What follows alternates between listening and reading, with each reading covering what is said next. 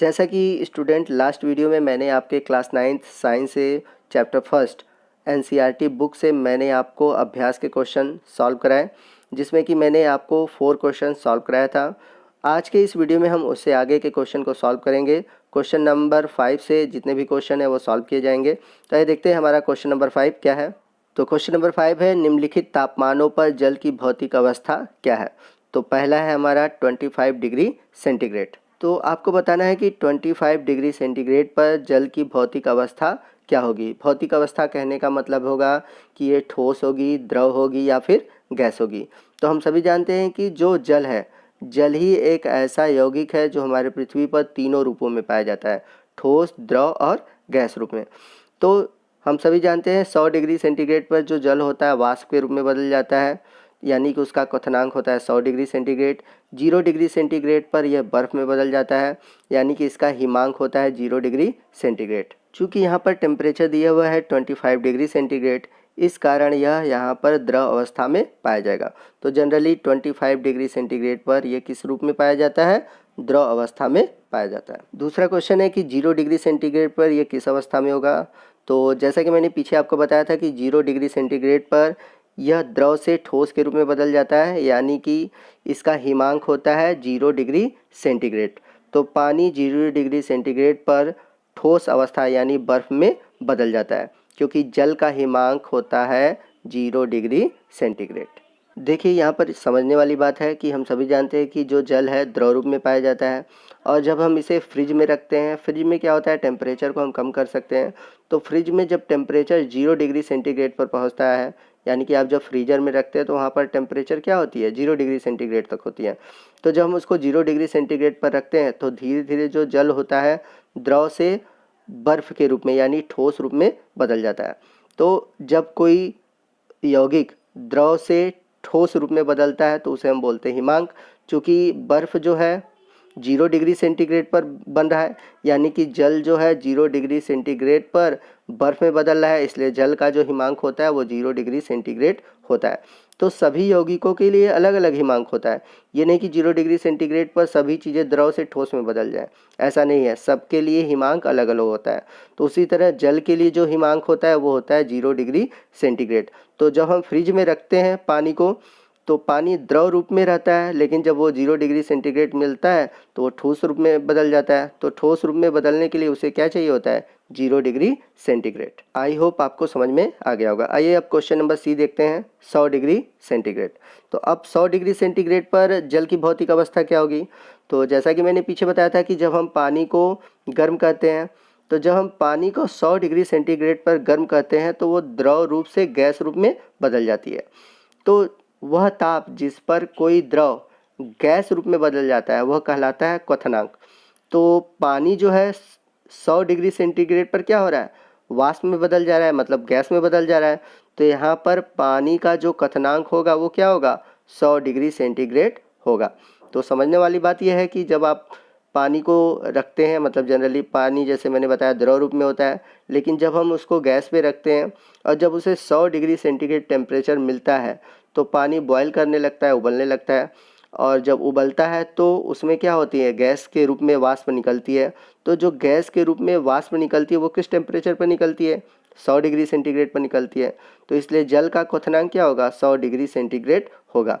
तो यहाँ पर वही बात है, हर यौगिक के लिए क्वथनांक अलग अलग होता है। ये नहीं कि द्रव का जैसे 100 डिग्री सेंटीग्रेड होता है तो सभी का 100 डिग्री सेंटीग्रेड हो, ऐसा पॉसिबल नहीं है। तो सबका अलग अलग क्वथनांक होता है। तो याद रखिएगा जल का क्वथनांक कितना होता है, 100 डिग्री सेंटीग्रेड होता है। तो आपको दो चीज़ें याद रखनी होगी, जल का क्वथनांक 100 डिग्री सेंटीग्रेड, जल का हिमांक 0 डिग्री सेंटीग्रेड। तो ये चलते हैं अगले क्वेश्चन पे। तो अभ्यास का क्वेश्चन नंबर 6 है, पुष्टि हेतु कारण दें, मतलब आपको रीज़न बताना है। तो इसमें से पहला क्वेश्चन है, जल कमरे के ताप पर द्रव है। चलिए तो इस क्वेश्चन का आंसर जानते हैं, और हम इसका आंसर कैसे लिखेंगे मैं आपको बता देता हूँ। तो जैसा कि मैंने पीछे आपको बताया कि जल का हिमांक 0 डिग्री सेंटीग्रेड तथा क्वथनांक 100 डिग्री सेंटीग्रेड होता है, जिसका मतलब यह है कि जब हम जल को 0 डिग्री सेंटीग्रेड पर ठंडा करेंगे तो वो ठोस रूप में बदल जाता है, यानी बर्फ़ में बदल जाता है। लेकिन अगर हम जल को 100 डिग्री सेंटीग्रेड पर गर्म करते हैं तो वो द्रव से गैस में बदल जाता है। लेकिन यदि हम बात करें कमरे के ताप पर, तो कमरे का ताप होता है 25 डिग्री सेंटीग्रेड या फिर उससे अधिक। तो याद रखिएगा, रूम टेम्परेचर होता है नॉर्मल, ये माना जाता है 25 डिग्री सेंटीग्रेड। इससे कम या ज़्यादा हो सकता है, वो डिपेंड करता है कि आपका मौसम कैसा है। तो जनरली रूम टेम्परेचर माना जाता है, कितना माना जाता है, 25 डिग्री सेंटीग्रेड। तो जब 25 डिग्री सेंटीग्रेड पर आती है तो हमारा जो जल है वो किस रूप में रहता है, द्रव अवस्था में रहता है। यानी कि आप जब भी जल को देखते होंगे वो हमेशा आपको कैसा दिखता होगा, द्रव रूप में दिखता है। लेकिन अगर वही हम 100 डिग्री सेंटीग्रेड करते हैं तो गैस रूप में, 0 डिग्री सेंटीग्रेड पर लाते हैं तो बर्फ़ में मिल जाता है। तो जल को जिस बर्तन में रखा जाता है उसी का आकार ले लेता है, क्योंकि द्रव अवस्था में जल बहता है।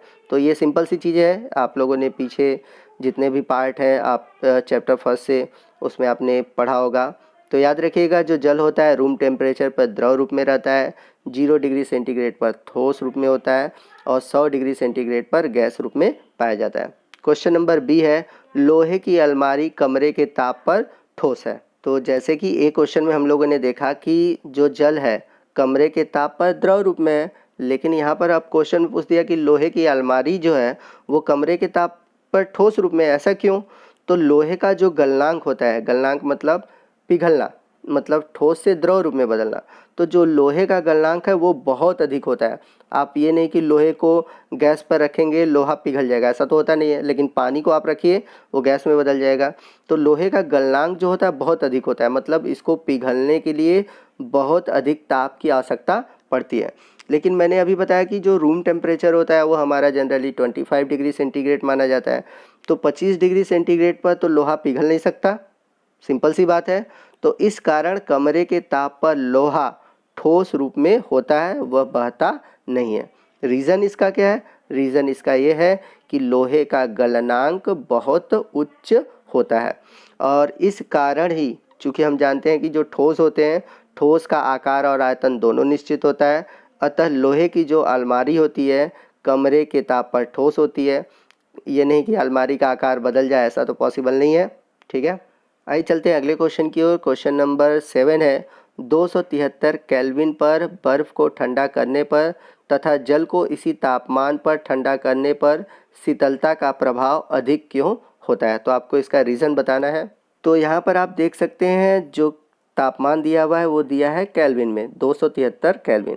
अगर हम इसको डिग्री सेंटीग्रेड में बदले तो मैंने बताया था कि जब भी ताप केल्विन में दिया होता है तो उसमें 273 डिग्री हम क्या कर सकते हैं, माइनस कर सकते हैं। तो अगर हम 273 माइनस कर दें, यानी कि इसको सेंटीग्रेड में बदलने के लिए हम 273 माइनस करेंगे तो हमारा सेंटीग्रेड में वैल्यू क्या आ जाएगा, 0 डिग्री सेंटीग्रेड आ जाएगा। और हम सभी जानते हैं कि 0 डिग्री सेंटीग्रेड पर जल क्या होता है, ठोस यानी ठंडा बर्फ़ के रूप में होता है। और जब बर्फ़ की बात हो गई तो बर्फ़ क्या होता है, ठंडा ही होता है। तो इस कारण आप 273 केल्विन कहो या फिर 0 डिग्री सेंटीग्रेड कहो, तो उस पर जल क्या होगा, ठंडे रूप में पाया जाएगा। ठंडे रूप में क्यों पाया जाएगा, क्योंकि वो बर्फ़ के रूप में होता है। तो इस तरह हम कह सकते हैं कि 273 केल्विन या फिर 0 डिग्री सेंटीग्रेड तापमान पर बर्फ़ और जल को ठंडा करने पर बर्फ़ की शीतलता का प्रभाव अधिक होता है। और बर्फ़ जब पिघलती है तो उसकी शीतलता अधिक होती है, तो उसकी शीतलता का कारण एक और हम भी लिख सकते हैं, आप उसको नोट कर लीजिए। क्योंकि जब बर्फ़ पिघलती है तो यह वातावरण से गुप्त ऊष्मा के बराबर ऊष्मा अवशोषित कर लेती है। तो जब गुप्त ऊष्मा के बराबर ऊष्मा अवशोषित कर लेती है तो इसी कारण से 273 केल्विन तापमान पर बर्फ़ जल की अपेक्षा अधिक शीतलता प्रदान करती है। अब यहाँ पर एक समझने वाली बात आती है, गुप्त ऊष्मा। गुप्त ऊष्मा क्या होती है?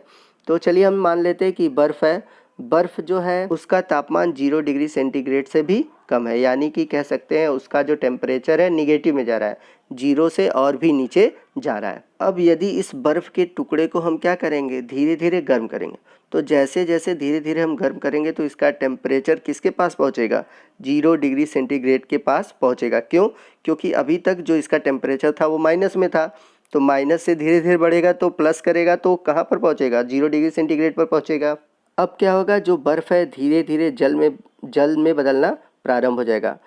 और जब तक बर्फ़ का सभी कण जब तक पानी में न बदल जाए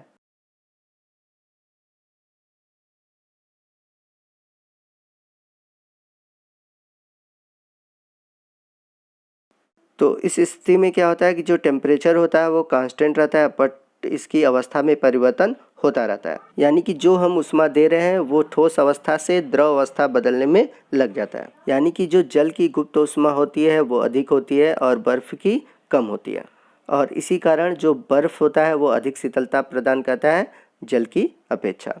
तो दोस्तों आज के वीडियो में बस इतना ही। मिलते हैं अगले पार्ट में। अगले पार्ट में हम जितने भी क्वेश्चन है, यानी कि जितने भी बचे हुए क्वेश्चन है वो सभी को सॉल्व करेंगे। तो आज के वीडियो में बस इतना ही। जय हिंद, जय भारत।